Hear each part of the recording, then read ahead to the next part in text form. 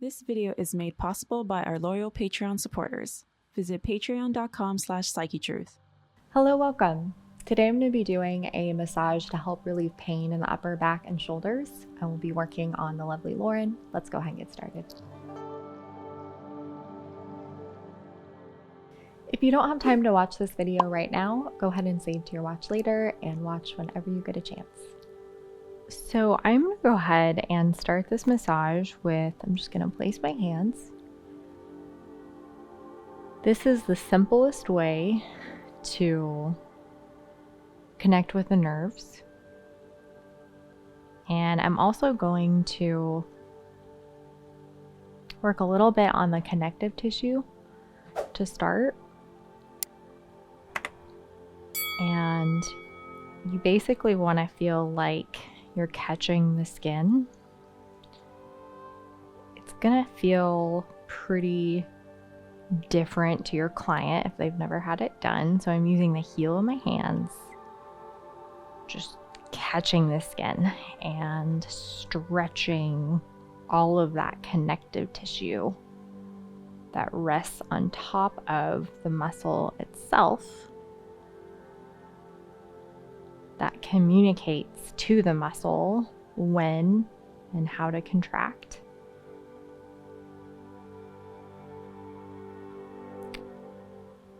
Definitely important to just let your client know the purpose of what you're doing.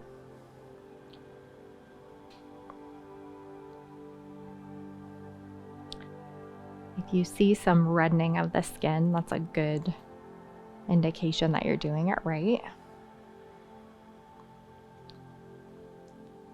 I like to bring this super slow movement into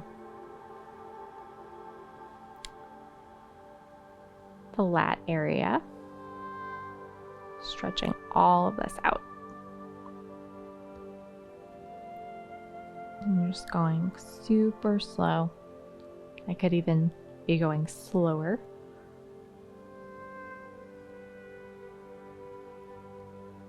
And you just want to have that constant feeling of catching the skin.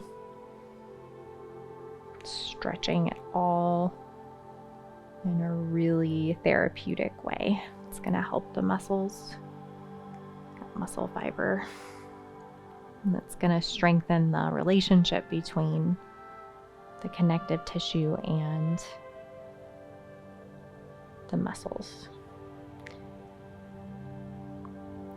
Without losing contact, I'm going to go ahead and work that connective tissue from a different angle. And so you don't ever want to press against the spine, but because I am working superficially, I'm just gonna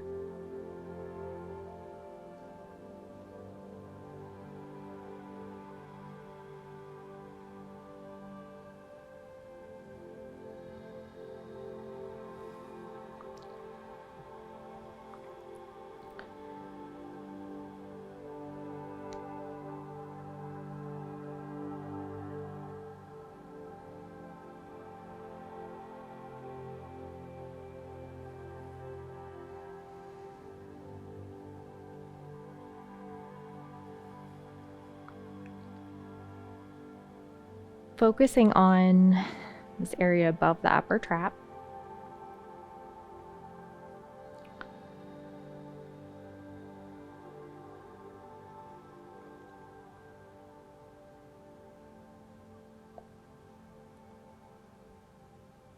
I am using my right hand just to create a little bit of an anchor to get an even better hold of the skin. You can bring this movement on top of the shoulder blade. We're going to be working on the infraspinatus muscle. And just, it can be really tempting to start going faster, but the key here is just slow.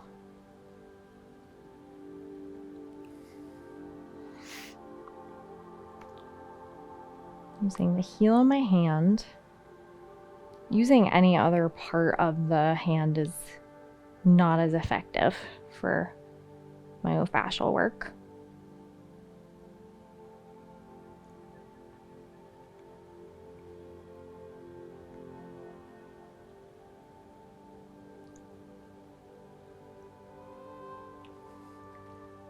I'm going to do one final pass just across the upper back area. You can see that reddening of the skin, which is great. It's what we want. And there are levels of stretch that you're going to get. So if you want a more subtle approach, you can use just the tiniest bit of oil. But honestly, in the heat, you don't really need oil.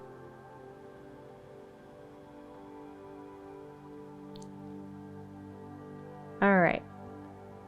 I'm going to go ahead and just take my hands off nice and slow. And we're going to start with work in the muscles themselves.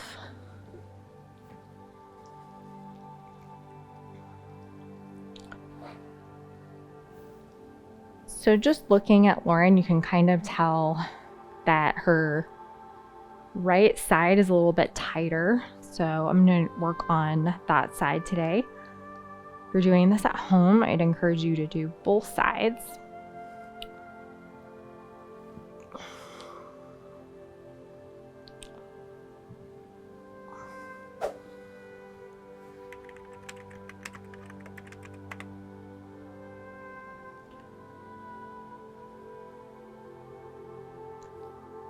Even if I'm focusing on one side, I like to do some effleurage work across a broader area just because it helps to balance each side and feels really nice.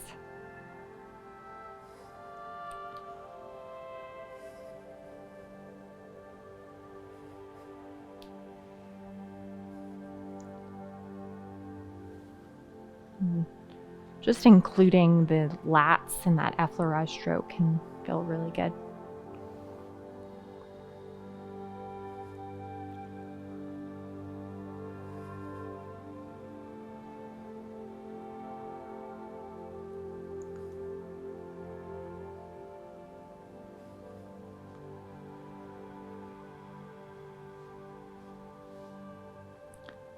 So this is the highest area of tension in the body, so you're going to find some really good trigger points here.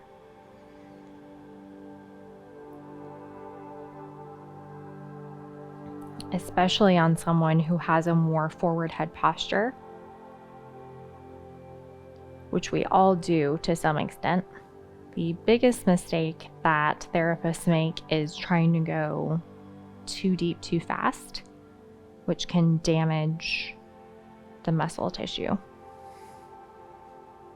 lead to swelling and just a discomfort that's not good.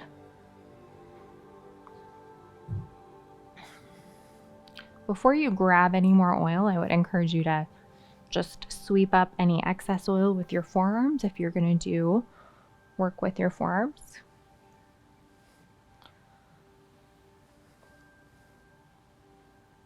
And just making sure that there's plenty on top of that shoulder blade too, so I don't have to keep going back and forth. And just saying hello to that big rotator cuff muscle.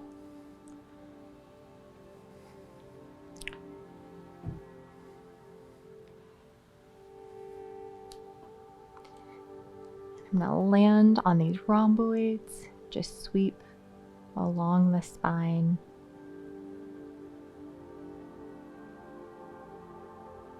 You have to go really slowly. If you're working on someone that even has a really slight curve in their spine, you don't want to hit the spinal column because it really doesn't feel good.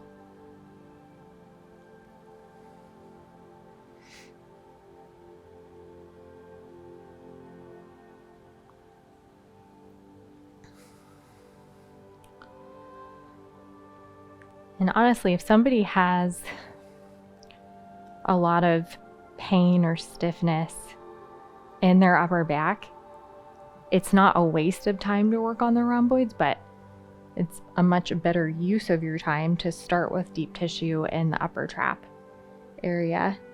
And if you do some good work in there, the rhomboids will definitely, they're definitely the follower of the muscles. The upper trap's the leader. Just because I'm using my forearm and my elbow doesn't mean I'm going in straight away with max pressure.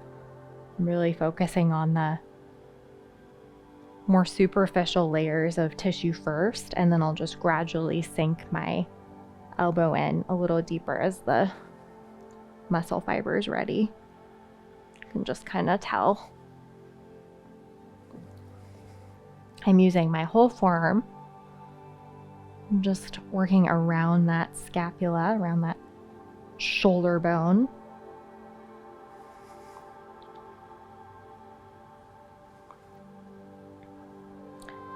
And really pay attention to if your client kind of like rounds their shoulders more, or there are certain signs that maybe they're not ready for you to go any deeper.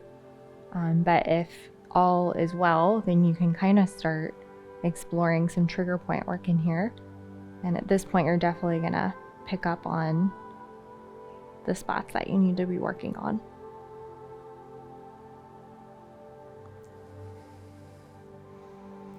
I find this trigger point work, when I have it done, it's so much more satisfying when you incorporate some gentle strokes around the shoulder blade instead of just constantly going in with the elbow. Find that it helps the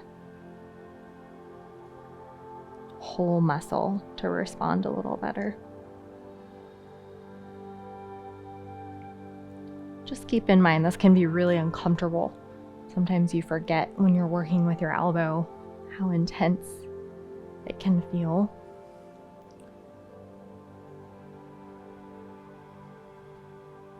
Sometimes I'll incorporate just a really slight movement as a distraction technique.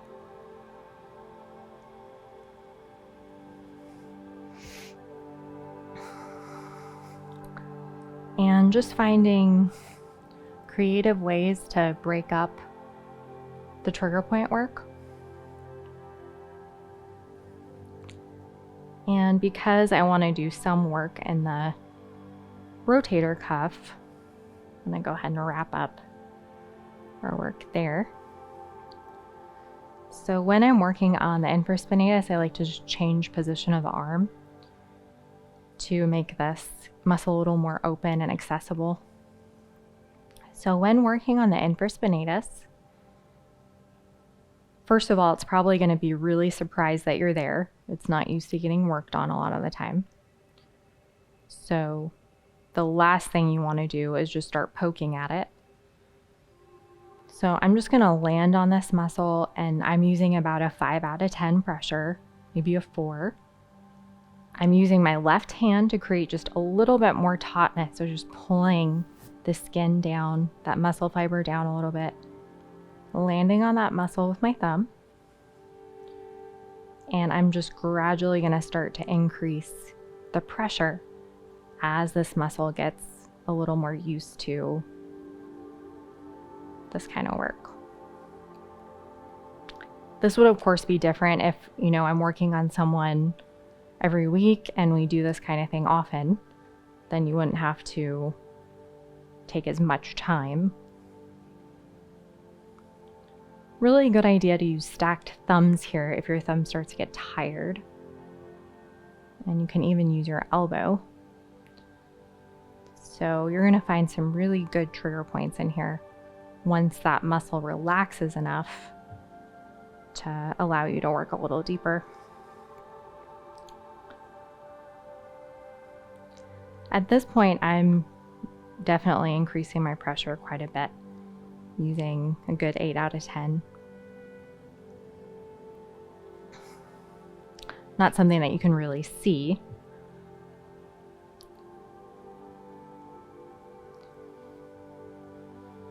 And this is a really thick, stubborn muscle.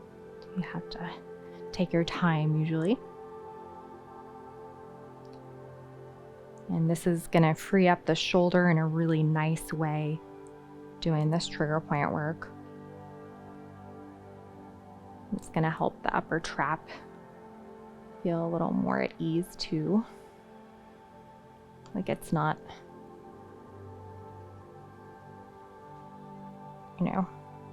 sometimes the upper trap just takes over and feels like it has to do all the work for the other muscles.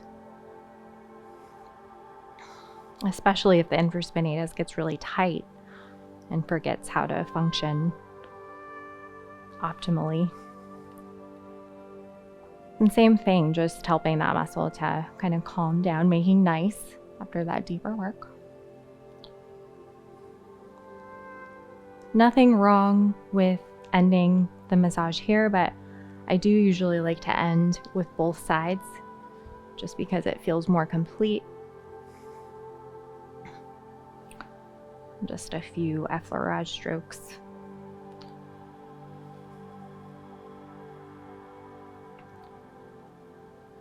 And that is all for today. Thank you for joining me today. If you enjoyed today's video, you should check out our Patreon page where you'll find some really great exclusive content. I look forward to seeing you there.